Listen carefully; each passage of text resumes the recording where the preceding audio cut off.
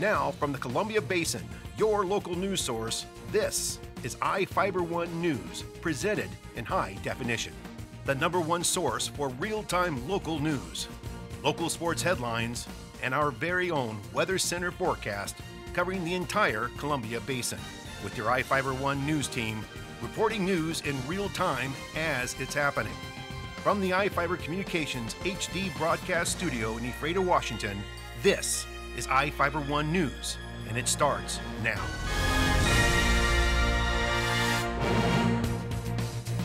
Welcome to iFIBER One News. I'm Cody Johnson reporting news from around the Columbia Basin for Wednesday, May 29th. Tonight we report on a manhunt in the Quincy area and how a new pier was added to Moses Lake. We also look at just how busy it was for law enforcement during Memorial Day weekend and how budget cuts are closing jail space. In sports, we have a local golfer who was crowned the WIAA Athlete of the Week, and the International Olympic Committee is getting closer to making a decision about the 2020 Olympic Games. Our spotlight story tonight is about some giant pickup trucks out at the Moses Lake sand dunes. And we've got the latest weather forecast for the Columbia Basin from the iFIBER One Weather Center. Our top story tonight, Grant County Sheriff's detectives are seeking the public's assistance in locating a child rape suspect.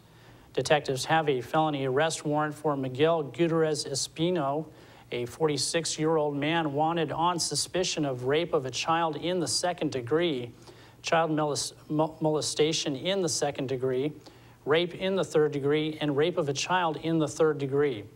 The incidents occurred in Quincy, but officials would not say when or provide any further information. Espino is 5 foot 6 inches tall and weighs 140 pounds with brown hair and brown eyes. Detectives believe he may be hiding in Quincy or George and may be attempting to flee Grant County. Anyone with information is asked to call the Grant County Sheriff's Office at 509-762-1160. Moses Lake has a new way to get on the water. A new pier was installed over the Memorial Day weekend. And here with the story is Ryan Lancaster. Moses Lake anglers have a new place to cast off thanks to more than 5 years of work by the Columbia Basin Walleye Club.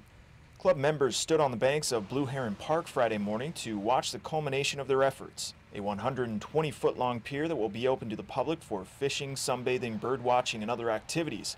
The pier was built by Quincy-based Delaron Flotation Systems, which donated much of the materials. Most of the remaining $150,000 price tag was paid for by community members. Large donors included the Moses Lake Irrigation and Rehabilitation District, Moses Lake Conservation District, and Columbia Basin Foundation. The city pitched in about $33,000 last fall and took possession of the pier for future upkeep. Duncan Crane Service donated the time and equipment to put the 17,000-pound pier in the water last week. This is the first pier in the area that's accessible for people with disabilities. A dedication is planned for later this spring. Donations are still needed for things like lighting and benches. More info is available by calling Walleye Club Treasurer Janet Baker at 509-431-7048. For iFIBER One News, this is Ryan Lancaster reporting.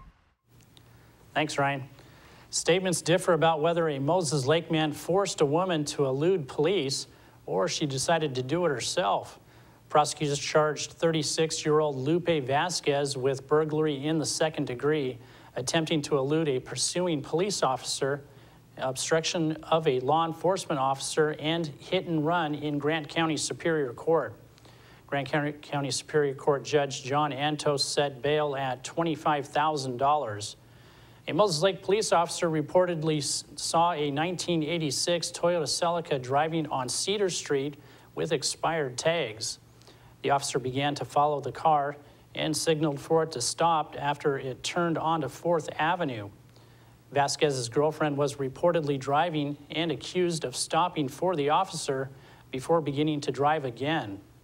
The Celica later crashed into a residence on Bel Air Drive, and Vasquez and the 22-year-old woman reportedly fled the scene. She told police he held a box cutter on her leg and told her to run from police. He said she tried to run because he had a warrant and didn't want him to be arrested. It was a busy Memorial Day weekend for emergency services in in Grant County. Nearly 1,000 calls for service came into dispatchers at the Multi-Agency Communication Center between Friday afternoon and Monday. MAC Dispatch handles all calls for law enforcement and emergency medical services throughout the county. Grant County Sheriff's deputies responded to a total of 274 calls over the weekend. Under Sheriff Dave Pinozzo said it was an all-hands-on-deck weekend, meaning that every deputy was scheduled to work and no annual leave or vacation was allowed. A total of 44 commissioned deputies and 8 reserve deputies were assigned to work over the weekend, along with administrators. The Moses Lake Sand Dunes area was especially active with an annual Sasquatch Festival at the Gorge contributing to increased activity with hundreds of concert goers. A total of 68 arrests were made in the Columbia Basin. Each of the people you see here have warrants for their arrest and are wanted by various law enforcement agencies. If you see any of these people, the DOC asks that you not attempt to detain or apprehend them, but to call police. You can also call the Department of Corrections at 509-764-6180 during the day, or 509-762-1160 after 5 p.m. Stay tuned, we'll be right back after these messages with the latest from the iFIBER 1 Weather Center, and we've got sports and more news on the way.